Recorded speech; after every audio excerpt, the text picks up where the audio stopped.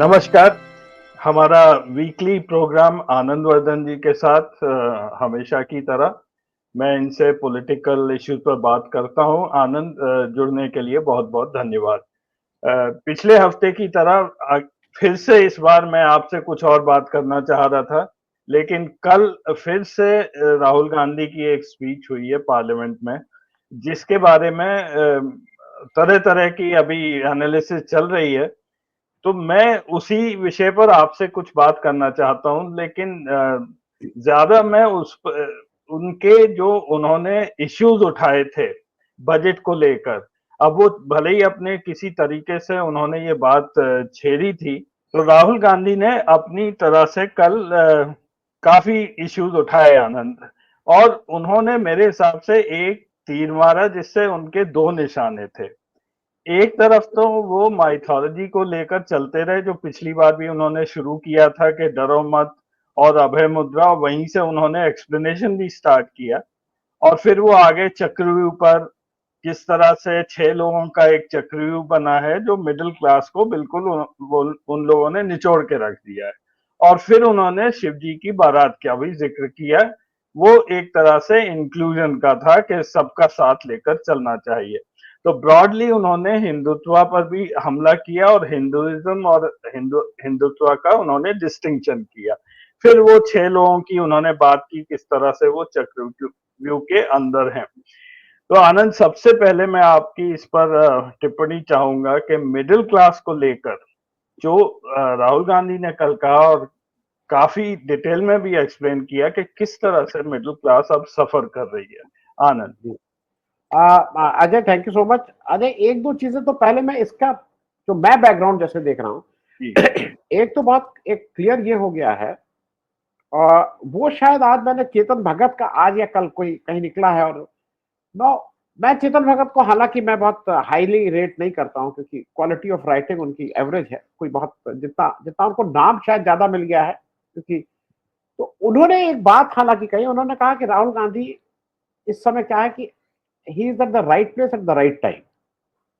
तो उनका उनकी एनोलॉजी ये है कि 2013 में जब देश में एक इस तरह का एक वातावरण बन गया था कि बहुत भ्रष्टाचार हो रहा है, देखिए लूट हो रही है, 2G कोल स्कैम, उस समय मोदी जी ने उसका फायदा उठाया था, और मोदी जी वहां ये लेके आ गए थे कि देखिए मैं आके सब ठीक कर दूंगा, 15 लाख रुपया ले आऊंगा, सबके खाते में पहुंचा दूंगा, सब भ्रष्टाचार खत्म हो जाएगा, तेल जो है वो पानी से सस्ता मिलने लगेगा, गैस सिलेंडर फ्री में, कुछ कुछ इस तरह की उन्होंने लोगों को बेवकूफ बनाया। 5 साल तक लोगों को लगा कि ये ठीक है, फिर लोगों को लगा नहीं, शायद टाइम दे दो, ये थोड़ा ये आदमी तो अच्छा है, इधर उधर फंस गया, देखो पुलवामा उलवामा भी कर दिया, इसने खूब मुसलमानों को मारा, इसको एक मौका और दे। लेकिन अब उनकी पोल पट्टी खुल गई है, और इस समय उनको कहना है कि राहुल गांधी ही नहीं, कोई भी व्यक्ति जो ईमानदारी से आम आदमी की बात उठा रहा होता, वो अपने आप ही यहाँ पे आ जाता। और वो इस समय it is so happening, it is Rahul Gandhi जो एक आम आदमी की बात उठा रहे हैं। मैं एक एक छोटी सी बात थोड़ी माइथोलॉजी पे इसलिए कर लूं, क्योंकि वो लोगों को समझने के लिए रेलिवेंट है। राहुल गांधी अभी से नहीं कर रहे हैं, राहुल गांधी आज पिछले 1 वर्ष से एजेंडा वो सेट करते हैं, रिएक्शन बीजेपी करती है। अब होता क्या है कि बीजेपी क्या है, ये है कि जो सेट फॉर्मेट है उससे वो खेलते नहीं है।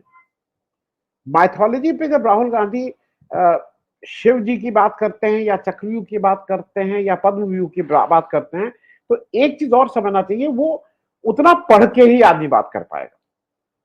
मैं बिना पढ़े आदमी नहीं बात कर सकता है। बिना पढ़े अगर आदमी बात करेगा तो नालंदा को, अरे तक्षशिला को वो बिहार पहुंचा देगा, फिर वो गुरु नानक और कबीर और गुरु गोरखनाथ को एक साथ बिठा देगा। ये बिना पढ़, फर्क क्या है कि ये पढ़ा हुआ आदमी है। तो पढ़ा हुआ आदमी है तो मैथोलॉजी जैसे, क्योंकि देखिए आप एक चीज और समझिए, दे वांट कि अगर माइथोलॉजी को लेके आप कुछ बात कर रहे हैं और उसमें इतना भी अगर कहीं आप इधर उधर हुए, तो वहां पे लोग तैयार हैं बिल्कुल तलवार निकाल के गला काटने को। वो it's a very difficult subject, हर वैसे भी डिफिकल्ट। तो एक तो राहुल गांधी अपना नैरेटिव कर रहे हैं ठीक से, अगर वो पढ़े हैं तो उस पढ़ने का ज्ञान आज समझ में आ रहा है। अब रही आपकी बात मिडिल क्लास की, हालांकि मेरे लिए उससे इंपॉर्टेंट भी इश्यूज थे, लेकिन मिडिल क्लास को हम और आप जब से बजट देखना शुरू किए, जब हम लोग नौकरी में आ गए, और फिर थोड़ा उससे पहले भी बजट आता था। तो जब हम लोग पढ़ते थे तो बजट का सबसे इंपॉर्टेंट होता था नई ट्रेन कौन सी चली, क्योंकि साल में भले ही एक दो बार आप ट्रेन में चढ़ते थे, लेकिन ये भी था कि नई ट्रेन कौन, ये आपका सबसे बड़ा कंसर्न होता था। जब नौकरी में आए तो थोड़ा कि ये इनकम टैक्स में रिलीफ कितनी मिली। अब अपना उस समय कुल तनख्वाह उस समय 1200-1500 रुपया 1980 में होती थी, 1500-2000 रुपया, उसमें भी बड़े परेशान रहते थे कि इनकम टैक्स कितना होगा, क्या कटेगा, वो बड़ा ध्यान से। फिर आ गया टीवी का जमाना, पूरा बजट इसलिए सुनते थे कि इनकम टैक्स क्या अनाउंस होगा, अगर आपको याद हो। नो, ये बातें मैं सिर्फ इसलिए कह रहा हूं कि आज धीरे धीरे धीरे धीरे धीरे करते करते आज आप वहां पे आ गए हैं जहां अभी भी मिडिल क्लास और जो टीवी देखता है, टीवी देखने वाला क्लास को सबसे ज्यादा ये रहता है कि मेरी टैक्स लायबिलिटी क्या होगी, उस पर कितना कम ज्यादा हो। और जो कल राहुल गांधी ने कहा कि मिडिल क्लास जो इनके साथी थे, जो इनके साथ खड़े थे, इनकी उन्होंने नहीं कहा, मैं जो कह रहा हूं, इनकी फैक्ट्री के रिटेलर्स जो थे, जो फैक्ट आईटी सेल का जो झूठ आता था, उसके जो थोक व्यापारी और खुदरा व्यापारी थे जो केवल इसको आगे करते थे, वो सब व्यापारी आज सकते में है, क्योंकि एलटीसीजी और शॉर्ट टर्म कैपिटल गेन, इन दोनों को मिडिल क्लास जो है, ये इसको आम मजदूर से कोई मतलब नहीं, किसान को आपके इस एलटीसीजी और से नहीं है, लेकिन जो लोग ये टीवी देखते हैं, जो लोग ओपिनियन मेकर हैं, जो जो इनके आईटी सेल के बहुत एग्रेसिव रिटेलर्स हैं, उन सबको इससे दिक्कत है। और जिसको राहुल गांधी ने ठीक से कहा कि पीठ में भी खंजर मारा और छाती में भी खंजर मारा, लॉन्ग टर्म कैपिटल गेन में भी हम तुम्हारे चमड़ी उधेड़ लेंगे और शॉर्ट टर्म कैपिटल गेन में भी हम तुम्हारी चमड़ी उधेड़ लेंगे। तो ये बिल्कुल स्पष्ट है कि मिडिल क्लास इस समय सकते में है, वो भक्त सकते में, उनको समझ में नहीं आ रहा है कि क्या करें। और मुझे ऐसा लगता है कि इससे जो भी इंडस्ट्री, मैं हालांकि शेयर मार्केट देश के फाइनेंस को कंट्रोल नहीं करता है, लेकिन जो एक जनरल मूड है इन दोनों हरकतों से, उसमें हालांकि शेयर मार्केट फिर भाग रहा है, बिना किसी कारण के शेयर मार्केट फिर भाग रहा है, तो वो तो आप समझ सकते हो केवल ऑपरेटर्स चला रहे हैं। सुबह 1000 पॉइंट नीचे, शाम तक 1000 पॉइंट ऊपर, तो अगले 4-5 घंटे में कोई ऐसा तो हो नहीं जाता है कि कहीं से बम गिर गया या कहीं से आपने आक्रमण कर दिया, लेकिन वो ऑपरेटर के हाथ में है। मुझे ऐसा लगता है कि इस बार जो राहुल गांधी कह रहे हैं कि मिडिल क्लास को भी अब समझ में आ गया कि इनके पास कुछ नहीं है, ये ना विजन है, ना प्लानिंग है, केवल बड़ी बड़ी बातें कि अब 2047 में हम 30 ट्रिलियन की इकोनॉमी हो जाएंगे, और फिर लोग आके टीवी डिबेट करते हैं कि हम दुनिया की एक नंबर हो जाएंगे। अरे भैया, जब 47 में तुम 30 ट्रिलियन हो गए, तो आज जो 25 ट्रिलियन पे बैठा हुआ है वो क्या पीछे कम करने लगेगा क्या? अमेरिका अगर 25 ट्रिलियन पे आज है तो वो 47 में क्या वो 2 ट्रिलियन हो जाएगा? लेकिन बहस करेंगे टीवी पे आके कि नहीं नहीं, 30 ट्रिलियन की इकोनॉमी के साथ हम सबसे बड़ी अर्थव्यवस्था। तो मेरे ख्याल में मिडिल क्लास को धक्का लगा है, और अभी सकते में है, कुछ गुस्सा भी है और कुछ सकते में। अजय जी, बिल्कुल सही बोला आनंद। इस बार निराशा नहीं है, लोगों को गुस्सा है बजट से। और बहुत से मेरे ऐसे जानने वाले हैं, जैसा आपने कहा, जो अब तक मोदी जी के साथ थे 10 सालों से, वो इस वक्त जमकर गाली दे रहे हैं। मतलब वो सोशल मीडिया पर पहुंच चुके हैं। ये मेरे खुद के जानने वाले हैं। तो जैसा राहुल गांधी ने कहा कि ये पूरी की पूरी मिडिल क्लास जो एक वोट बैंक है का, वो आने वाले इलेक्शन में ये अलग हो जाएगी। तो क्या इस बात का भी मोदी जी को ये डर नहीं है कि ये एक वोट बैंक है, और अब तो 2-3 राज्यों के चुनाव भी आ रहे हैं, तो वहां पे तो इसका बहुत ज्यादा इफेक्ट होगा, और फिर भी वो इसको पुश किए जा रहे हैं। ऐसा किस लिए, आनंद? नहीं, मुझे ऐसा लगता है ना अजय कि इन लोगों का कनेक्ट खत्म हो गया है। पहले भी कनेक्ट नहीं था, लेकिन लोगों को बेवकूफ बना लेते थे। आप मुझे ये बताइए, मुझे ऐसा लगता है, मतलब क्योंकि मैंने जिन लोगों को के साथ पॉलिटिक्स की, जिन लोगों को पॉलिटिक्स में करीब से देखा, उनके लिए ईमानदारी से बताऊं, जैसे नवरात्र में मुझे नहीं मालूम आपके घर में कितनी पूजा होती है, लेकिन नवरात्र में, दिवाली में, एक जैसे दिवाली है, दिवाली वाले दिन सुबह से आपके घर में कुछ एक्स्ट्रा होने लगता है। भाई जूता पहन के इधर से मत आओ, पोछा लगने लगता है, कुछ फूल उलाते हैं, अल्पना बनने लगती है, लक्ष्मी जी के पैर बनने लगते हैं, एक जनरल एटमॉस्फेयर हो जाता है। नवरात्र के समय चूंकि मैं बंगाल रहा हूं उस समय 5-6 साल, तो पूरा बंगाल नवरात्रमय हो जाता है। मतलब दी एंटायर, आपको लगेगा कि नहीं नहीं ये पूरा नवरात्रमय हो गया है। उसी तरह से मैं इस बात को इसलिए रेखांकित करने की कोशिश कर रहा हूं कि आज जब आप जब मोदी जी की बात करते हैं, इन लोगों की बात करते हैं, तो वो कहीं ना कहीं आपको ये लगता है कि भाई मोदी जी आए थे तो हमें ये रिलीफ मिलनी चाहिए। वो एक एक ओवरऑल इन्वायरमेंट की बात होती है। वो इन्वायरमेंट नहीं बन पा रहा है। वो किसी भी तरह से दूर दूर तक मेरे हिसाब से वो इन्वायरमेंट नहीं बन पा रहा। और उसका जो जो अजय आप पूछ रहे हैं ना कि आज उसका कनेक्ट नहीं है ये इलेक्शन। देखिए, और ये भी सही बात है कि इस पार्टी को केवल एक भाषा समझ में आती है, वो चुनाव। उसके अलावा इस पार्टी को कोई भाषा ही समझ में नहीं आती। लेकिन जो ये काम अभी कर रहे हैं, अगर आप शरद पवार को जाके महाराष्ट्र में गाली दे रहे हैं, तो मेरे हिसाब से शरद पवार उम्र के उस पड़ाव पे पहुंचे हुए हैं कि जहां पे शरद पवार के विरोधी भी उनको गाली नहीं देंगे। छगन भुजबल जो उनके साथ थे, उन्होंने जरा सा उनकी कंस्टिट्यूंसी में जाके कह दिया था कि जब भाई ये मीटिंग थी तो शरद पवार आए नहीं थे, माफी मांगने जाना पड़ा था। ये सबने देखा था कि खुली उसमें जाके 2 घंटा वहां, मतलब वो है हाथ पैर जोड़ के माफी मांग के तब आए थे। और अमित शाह जैसा व्यक्ति जो बहुत ही एरोगेंट है, जिसका जिसका पूरा रोम रोम से एरोगेंस टपकती है, वो व्यक्ति अगर शरद पवार को गाली दे रहा है, तो क्या आपको लगता है कि ये लोग इनका कनेक्ट है कहीं बीजेपी आम आदमी से?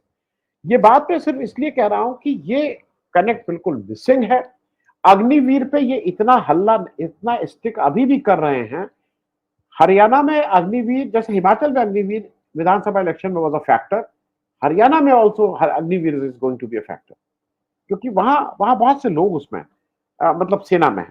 तो मुझे ऐसा लगता है कि इनका ये जो कनेक्ट है, पहले भी नहीं था, लेकिन पहले ढका पुतपा था, बहुत सी चीजें समझ में नहीं आती थी। भाई अजय, आपको एक थोड़ा 1 मिनट लूंगा, लोगों को, दर्शकों को समझ में आ जाएगा। पार्टी विद डिफरेंस थी, यहाँ झगड़े नहीं होते हैं। अब यहाँ खुलेआम नमस्ते प्रणाम भी नहीं होता है, हो गए अपने घर के, मैं हूं, निकल जाओ कोई। आपने तो कल देखा सारे लोगों ने वो नमस्ते नहीं किया गया। जो कर रहा है कर लो। वो आके यहाँ रो रहे हैं, वो भागे जा रहे हैं। उन्होंने, हमारे यहाँ योगी जी ने उनको, पल्लवी पटेल को चाय पिलाई तो ये फिर भाग गए दिल्ली पापा से कंप्लेन करने। तो अखिलेश यादव कह रहे हैं कि एमएसटी का टिकट, एमएसटी बनवा लिए क्या? मेरा कहना है ये कितना झगड़ा हो रहा है, कितना झगड़ा हो रहा है। और इनका तो झगड़ा पहले भी था, लेकिन उसको इन लोगों ने तो एक दूसरे के ऊपर एक ने चप्पल और एक ने वो लेके, हमारे संत कबीर नगर में एमपी साहब और एमएलए साहब एक दूसरे के ऊपर चप्पल और जूते लेके एक दूसरे को मारपीट कर रहे थे। लेकिन उस समय बीच बचाव हो गया था।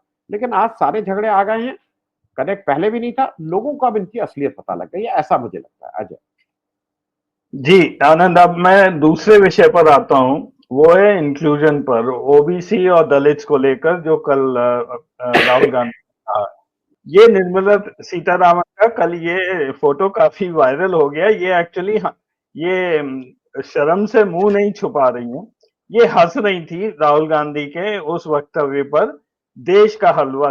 ये आज वायरल हुआ है, जिसमें राहुल गांधी ने बात किया था कि जब आपने हलवा बनाया था बजट के पहले, तो 20 लोग थे, और उसमें से जब फोटो खींची गई तो एक भी ओबीसी या दलित उसमें नहीं था। खैर, ये उनका तरीका था, ये राहुल गांधी का तरीका था, लेकिन वो एसेंशियली ये कह रहे थे कि जो इंक्लूजन है सारी जातियों का, वो कहीं बीजेपी में नजर नहीं आ रहा है। और यही वो जाति जनगणना से कह रहे थे कि हम जब आएंगे तो आप देखिएगा, हम ये जरूर कराएंगे कि हमें पता होना चाहिए कितने लोग हैं। अब ये जाति जनगणना कई जगह हो चुकी है, लोग कहते भी हैं कि ये डबल एज सॉर्ड है, कि अगर आप इसको लेंगे तब भी आप मुसीबत में आ सकते हैं, और नहीं लेंगे तब भी। तो आनंद, इस पॉलिसी पर आपका क्या विचार है आनंद? नहीं, देखिए, मैं इंक्लूजन वाले पे पहले मैं जरा इनकी भाव भंगिमा पे बोल दूं, निर्मला जी की। निर्मला जी हंस नहीं रही थी। निर्मला जी का जो एक्सप्रेशन था वो रिडिक्यूल कर रही थी। जैसे अब तुम कुछ कहोगे, क्या है, क्या क्या मतलब, मैं दी एक्सप्रेशन वाज दिस, क्या मतलब, अजय क्या मतलब। तो she was ridiculing it, the expression was not of laughter, it was to ridicule. और मुझे ऐसा लगता है कि शायद इन लोगों को कल राहुल गांधी ने, देखिए, पब्लिक लाइफ में कोई किसी को आके डंडा तो मारने नहीं लगता है। पब्लिक लाइफ में अगर राहुल गांधी ने कहा ये हंसने की बात नहीं है, तो ये शायद इसकी गूंज और इसका दर्द तमाचे से ज्यादा था। आज का मैं एक आपको पता, मतलब today what happened in Rajya Sabha. भाई एक रेल हादसा हुआ है, लोग उसमें मरे हैं। वायनाड में एक लैंडस्लाइड हुआ है, उसमें लोग मरे हैं, 25 लोग मरे हैं। तो खड़गे जी इस बात को राज्यसभा में कर रहे थे कि ट्रेन का हुआ है और ये वायनाड। तो जो धनखड़ की आदत है, धनखड़ जी की आदत है ना कि बोलने ही नहीं देंगे, नहीं नहीं मुझे पता है, आपसे मेरे पास फोन आ गया था। तो वो ये दिखा रहे थे कि मेरे पास फोन आ गया था रेल मंत्री का, आपको क्या पता, मुझे तो सब पता है। और ये कहने के बाद जब ये हो गया तो वो और मंत्री इस पे मतलब वो कर रहे थे क्या ये अजय बता रहा है, मुझे बता रहा है कि ये। तो खड़गे ने उनको पकड़ा, खड़गे ने कहा कि आप लोग, मतलब खड़गे नो अनसर्टन, उन्होंने कहा कि लोग मर गए हैं और आप लोग हंस रहे हैं, आप में सब अब बिल्कुल नहीं नहीं नहीं हमारा हम तो ये अच्छा, मतलब वो तुरंत उसमें आ गए, शक्ति में आ गए। तो अब तो इनको हंसना तो नाप के पड़ेगा और रो ये सकते नहीं। अजीत का एक डायलॉग हुआ करता था कि ये ऑक्सीजन इतनी दूंगा कि मैं तुम्हें मरने भी नहीं दूंगा और जीने भी नहीं दूंगा। अब ओम बिरला जी उतना मुंह फुला के ऐसे भी नहीं कर सकते हैं क्योंकि वो कह दिया गया। तो अब आप ओम बिरला की भाव भंगिमा देखिए। आपने 10 साल में, अगर मैं दर्शकों से भी कहूंगा, जो भी दर्शक इसको देख रहे हो, कि निर्मला सीतारमण जी की इस तरह की हंसती हुई फोटो पिछले 10 साल की अगर कोई निकालें तो मैं एक अपनी किताब जरूर उनको दूंगा फ्री में। आप अपना ना उनकी पुरानी फोटो हंसते हुए पार्लियामेंट में निकालिए, पार्लियामेंट के अंदर, और ये जो भाव भंगिमा थी, जो कल कितना हंस रही थी। और बिरला जी जो पहले मार गुस्से से लाल पीले विपक्ष में होते थे, जब से राहुल गांधी ने उनकी उस जो वो अक्यूप्रेशर नहीं होता है, अक्यूप्रेशर में क्या होता है, एक अक्यूप्रेशर होता है और एक और होता है जो मुझे नाम नहीं मालूम है, एक पद्धति है जहां पे पिन से उसको करते हैं, ऐसे पिन करते हैं तो पिन से वहां उसको भी एक, वो भी एक कोई बीमारी को ठीक करने का है। तो जब से वो वाला किया है कि उनके सामने नतमस्तक हो रहे थे और मेरे सामने वो हो रहे थे, तो उसने वो अक्यूप्रेशर नहीं, जो भी जो पिन वाला काम कर दिया है। तो अब इनका भी थोड़ा थोड़ा भाव भंगिमा अब गुस्से वाली नहीं रहती। तो मैं इस बात को इसलिए कह रहा था, आपको अच्छा लगे या न लगे, ये इंक्लूजन की बात तो है ही, वो लोग वंचित तो हैं ही। हम और आप इसको जितना भी डिफेंड करें, we can not defend it. It is a indefensible thing where we must admit कि उनके साथ जाति हुई है, और जो इस स्थिति में है जहां पे वो पॉलिसी डिसीजन ले सकता है, उसको बिल्कुल इसके बात में सोच विचार करके विमर्श करके उनको वो स्थान देना चाहिए। मैं एक बात, ये बात मैं सिर्फ इसलिए कह रहा हूं कि कल एक और चीज एक्चुअली क्या है, मुझे लग रहा है कि ये लोगों का शायद समझ में गड़बड़ी है। ओम बिरला जी जितना कहते हैं कि ये पोस्टर नहीं दिखाओ, नहीं दिखाओ, वो जितना कहते हैं पोस्टर मत दिखाओ। अजय, हम और आप जब स्कूल में पढ़ते थे या बचपन में थे, तो हम लोग, अगर आपसे कहा जाए ना कि वो वाली पिक्चर मत देखना, वो एडल्ट मूवी है, तो वो कुछ ना कुछ जुगाड़ करके उस पिक्चर को तो देखना ही था, क्योंकि ये लगता था है क्या इसमें। ये बेसिक ह्यूमन साइकोलॉजी। तो अगर आप जैसे कहेंगे वो नहीं होता, नहीं होता, तो वो कहीं पे भी वो फोटो तो बाहर आ ही गई। तो शायद अगर वो उस पर कुछ नहीं बोलते, तो अगर उसको 10 लोग देखते, तो अब कर्टसी ओम बिरला उसको कम से कम 1000, मतलब 10:1000 का डिफरेंस, 10:100 का नहीं है। उसी तरह से जैसे जब मोदी जी ने मंगलसूत्र किया था, तो कांग्रेस का मैनिफेस्टो सबने पढ़ लिया था। सब लोग ढूंढ रहे थे कि मुसलमान को मंगलसूत्र ये कहां है। तो मुझे ऐसा लगता है कि अगर आपका ये वाली पढ़ाई बहुत अच्छी नहीं हुई हो, तो वो कहीं ना कहीं आप अपॉर्चुनिटी अपने विपक्षी के हाथ में दे देते हो, विच इज वो, क्योंकि ये बड़े दिल के लोग नहीं हैं। तो वो मुझे बिल्कुल जो आप बात कह रहे हैं, इंक्लूजन होना चाहिए, उससे अच्छा कुछ नहीं था। हलवा जब बट अच्छा, हलवा भी रूपक, he was using it in 2 ways। हलवा हलवा मतलब जो देश का जो भी कुछ है वो आपस में सब बांट ले रहे थे। और दूसरा ये था कि हलवा तो वो उसको हिंदी में तो रूपक बोलते हैं, जो सिबली के रूप में उन्होंने उसको बहुत ही, मतलब आई मस्ट एडमिट कि राहुल गांधी तो अब रेडी बिट हो गए हैं। ये तो ही is fit for as a lawyer, क्योंकि जो तुरंत चाहिए वो उनके पास तुरंत है। A1 A2 मतलब उससे अच्छा तो A1 A2 से अच्छा तो मुझे दिखा नहीं। इससे अच्छा नामकरण, और उस नामकरण का देने का जो सबसे ज्यादा श्रेय दिया जाएगा वो बिरला जी को दिया जाएगा। A1 A2 का नामकरण तो उन्होंने ने दिया। जी। ठीक है जी।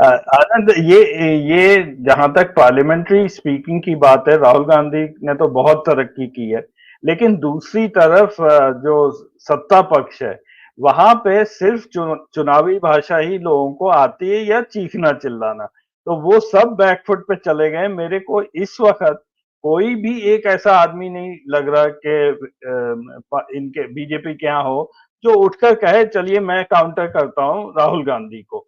वो चीखते चिल्लाते रहेंगे, लेकिन कोई भी उठ के सेंसिबली बात इस समय पार्लियामेंट में नहीं कर रहा है। तो ये साफ साफ देखने को मिल रहा था कल। और अब मैं आता हूँ तीसरे जो मैंने लिस्ट किया है टॉपिक, वो है किसानों के बारे में। अरे इससे तो आप बहुत किसान मूवमेंट से जुड़े ही हुए हैं, आपको सब मालूम ही है। तो इन्होंने किसानों को लेकर काफी बड़ा यहाँ पे ओम बिरला जी ने किया था कि आप मिले थे। तो राहुल गांधी का केवल ये कहना था कि वो केवल आपसे एमएसपी मांग रहे हैं और वो आप दे नहीं रहे हो। ये स्लाइड मैंने सिर्फ इसलिए लगाया है उन लोगों के लिए जो ये सोचते हैं कि सब कुछ देश में ठीक चल रहा है। पिछले 8 सालों में 1 लाख से ज्यादा सुसाइड हो चुके हैं। 2022 में 11,290 फार्मर डेथ हुई थी, क्योंकि काफी लोग ये सोचते हैं नहीं नहीं सब कुछ ठीक है, उनको हमने पैसा भी दे रहे हैं किसानों को और सब ठीक ठाक चल रहा है, ये लोग ऐसे ही शोर मचा रहे हैं। ऐसे ही शोर नहीं मचा रहे हैं, फार्मर्स में बहुत बड़ा डिस्ट्रेस चल रहा है, प्राइसिंग की प्रॉब्लम चल रही है, कोई उनकी बात नहीं सुन रहा है। तो राहुल गांधी ने ये बात कल उठाई थी। तो इस बारे में फिर वो आगे भी आ गई कि वो किसान लोग मिलने आए थे, वो आगे मैं आपसे बात करूंगा। बट फार्मर्स को लेके ये क्यों इतनी अड़ी हुई है सरकार इस छोटी सी बात को लेके? आनंद। हाँ, मुझे दो चीज लगती है अजय, और एक चीज मैं और आपके साथ शेयर करूं कि आपको सुन के ताज्जुब होगा कि सरकार के जो 4-5 जो सबसे ताकतवर मंत्री हैं, मोदी जी को छोड़ दीजिए, उसके बाद राजनाथ सिंह अपना जो डिक्लेयर किए हुए हैं वो अपने को किसान बोलते हैं, ही इज अ फार्मर।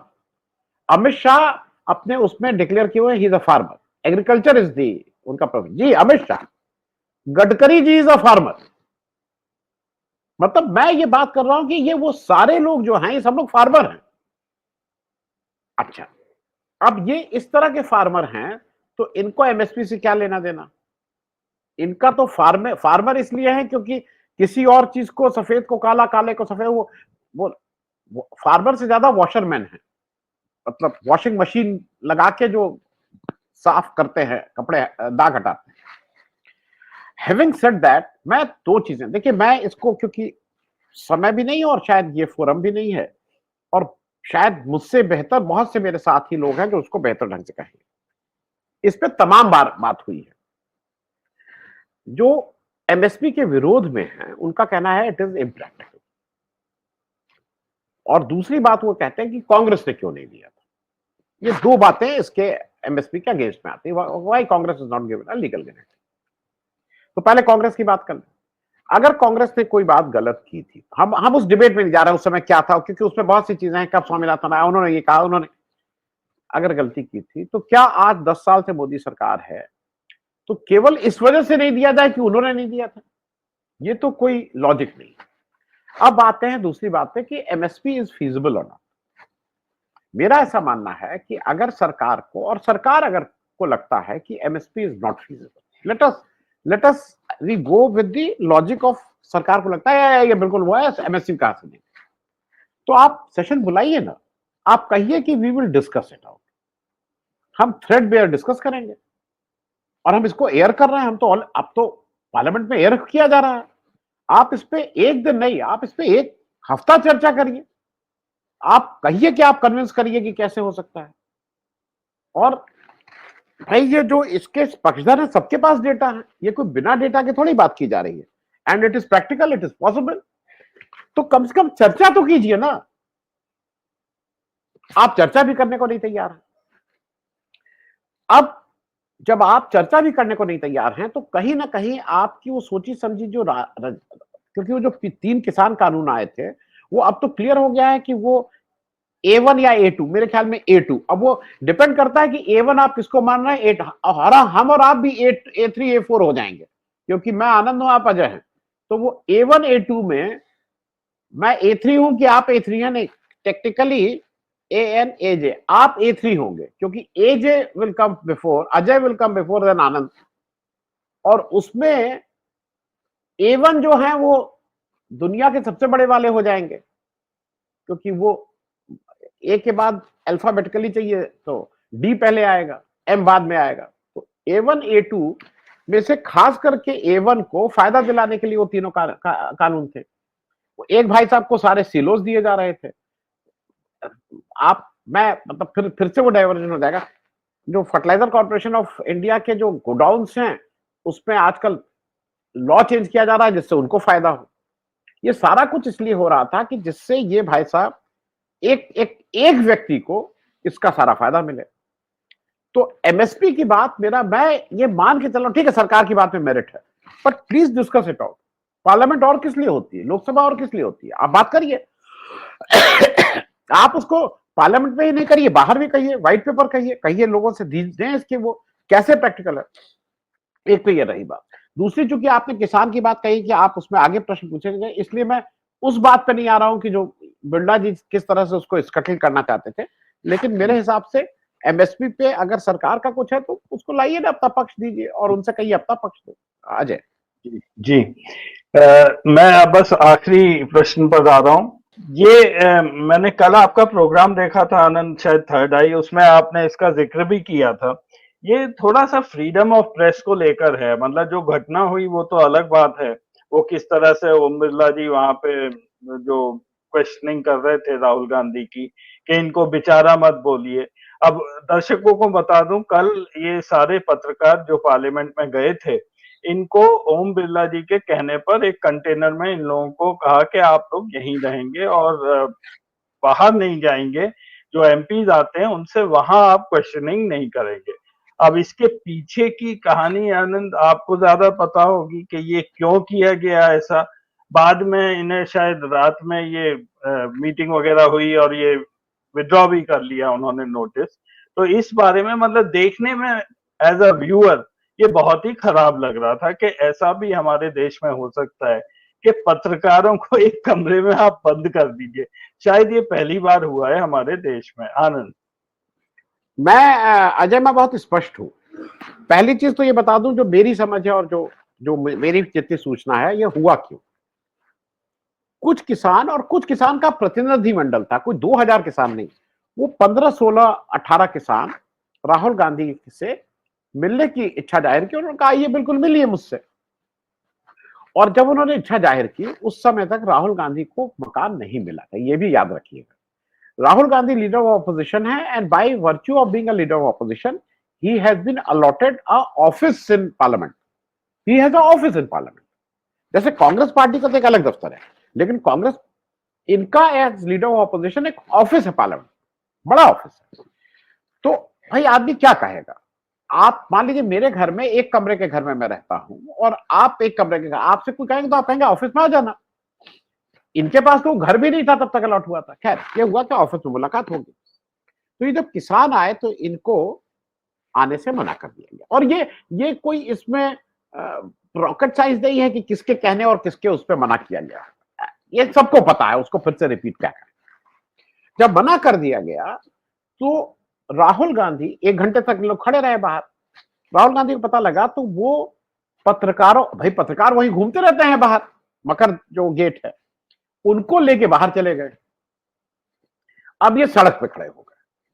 तो जो अब इसको जो भी मैनेज कर रहा था, जो बीजेपी की वो पूरी टीम है ना जो एक मैनेज कर रही थी, उसको लगा ये तो ज्यादा गड़बड़ है, क्योंकि पार्लियामेंट के अंदर आने में तो फिर भी रिस्ट्रिक्शन है कि फलाना पत्रकार आ सकता है, फलाना नहीं आ सकता है। जिसके पास ये वो है पास, बाहर तो सब पत्रकार, कोई भी आ सकता है। अब इनको लगा ये बाहर अगर खड़े हो जाएंगे तो यहां तो अगर आप 30 लोगों को रोक से बात नहीं करने देना चाह रहे तो वहां तो 300 हो जाएंगे। तो इनको लगा कि नहीं नहीं नहीं, हम अब परमिशन दे रहे हैं, अंदर आइए अंदर आइए अंदर आइए। तो ये हुआ कि चलिए अंदर भी नहीं। उन उन उस प्रतिनिधि मंडल ने राहुल गांधी से बात की। राहुल गांधी कोई सरकार तो है नहीं, भाई बात सुना, उन्होंने कहा हम आपकी बात उठाएंगे, आपकी बात से कन्विंस है। और जब उनको बाहर छोड़ने आया तो कस्टमरी है, आपने एक फोटो खिंचवाई। फोटो खिंचवा के वहां पे उनसे प्रश्न पूछे इन पत्रकारों ने। उन किसानों ने 2-3 ने अपना जवाब दिए।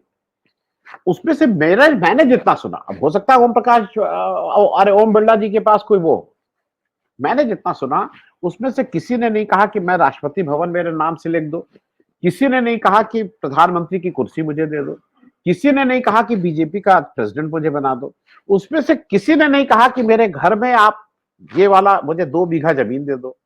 उसपे जो मैंने जितने लोगों को सुना, उन्होंने कहा कि साहब किसानों की समस्याएं हैं, एमएसपी की समस्या है, उस पर हम लोग बात करना है, उसको ये करना है। उन्होंने ये जनरल बातें कही।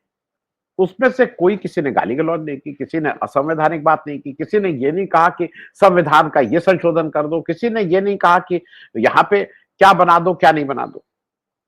वो कह के निकल गए। अब ये हुआ कि इनको कैसे ठीक किया जाए, कैसे ठीक किया जाए। अब दिमाग चलने लगा वहां, कैसे ठीक किया जाए।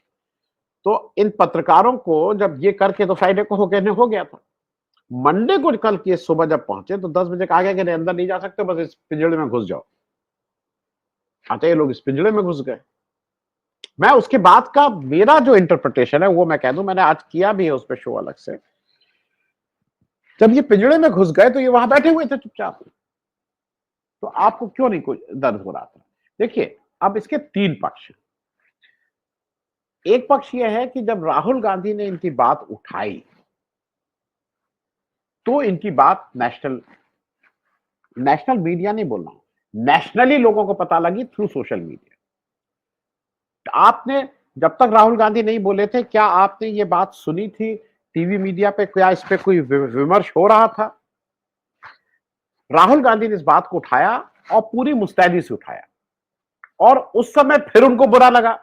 और मन में, अगर आप, मैं इसलिए कह रहा हूं कि ओम बिरला जी के जो मन में गुस्सा था ना, जैसे मान लीजिए मेरा आपका झगड़ा हो तो आप किसी दिन मुझे अगर पानी नहीं पूछे, मैं आपके घर आया था, आपने एक लड्डू अकेले खा लिया था, मुझे लड्डू नहीं दिया था, तो मेरे मन का गुस्सा होगा, मतलब उस दिन में लड्डू, आप एक ही लड्डू तो मुझे खाना था क्या? तो वो गुस्सा ओम बिरला जी का वहां निकल आया। जब राहुल गांधी उनसे कहने लगे अबाउट दिस इंसिडेंट कि भाई आप इन लोग पत्रकारों को है, और वो बेचारा, तुमको उन्होंने कहा कि बेचारा मत बोलिए बेचारा, तो उन्होंने कहा नॉन बेचारा। वो तो अब चिढ़ाने वाले होने लगे, नॉन बेचारा।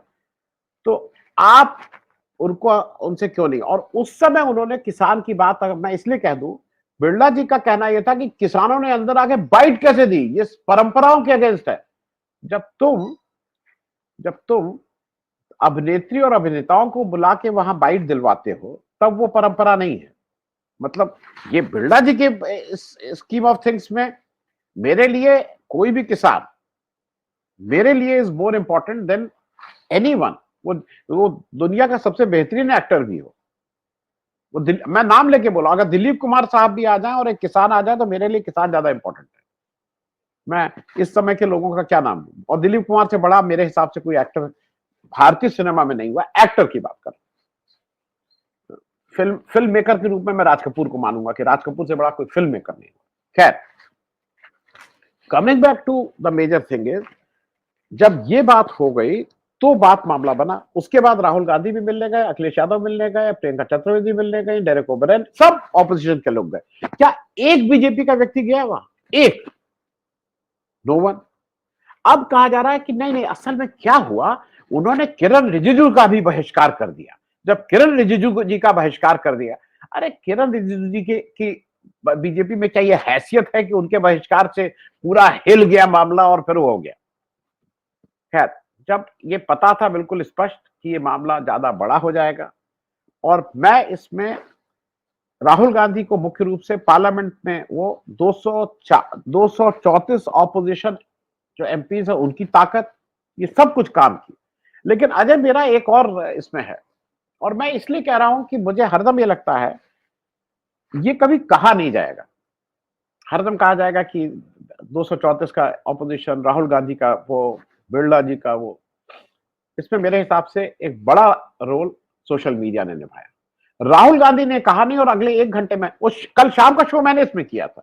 जैसा आपने कहा कि कल आपने उसमें, तो जब शाम का मैं शो कर रहा था तो मेरे लिए सबसे अहम था। पेपर तो आज सुबह छपा है, लेकिन कल सोशल मीडिया ने ही इसको देश के कोने कोने में पहुंचा दिया था और वो जो प्रेशर बना था उसकी वजह से था। मैं इसको क्यों कह रहा हूं, उसका एक कारण है। आपने क्या कभी देखा है कि जो देश का जो सो कॉल्ड मीडिया के बड़े बड़े वो हैं, जो हेलीकॉप्टर में जो एंकर लोग चलते हैं, जो पत्रकार हेलीकॉप्टर हायर करके चलते हैं, उन्होंने कभी सोशल मीडिया के ऊपर कोई प्रहार हुआ हो उसमें से एक आदमी भी खड़े होते हुए आपने देखा है? एक व्यक्ति को भी देखा है कि आपने खड़ा हुआ है? लेकिन मुझे लगता है यही पत्रकारिता है। किसको क्या मिला से ज्यादा इंपॉर्टेंट यह है कि अगर उसके अभिव्यक्ति पे कहीं अगर कुछ हो रहा है तो बिना ये सोचे कि उन्होंने क्या किया था, क्योंकि दिल्ली के मीडिया और गोदी मीडिया और जो गोदी पत्रकारों, उन लोगों से को आज छोटे मीडिया हाउस से सोशल मीडिया की तरफ देखना ही पड़ेगा, क्योंकि जिसको कहते हैं ना, उस दिन अभिषेक, माहौल बदल रहा है। अजय जी जी आनंद, आप सही कह रहे हैं, लेकिन सोशल मीडिया के अगेंस्ट भी एक मुहिम सी छिड़ रही है। एक ब्रॉडकास्टिंग बिल कुछ सुन रहे हैं आएगा, जहां मेरे आपके जैसे यूट्यूबर्स के ऊपर भी शायद अंकुश लग सकता है। खैर anyway, thank you so much जुड़ने के लिए, इंटरेस्टिंग टाइम।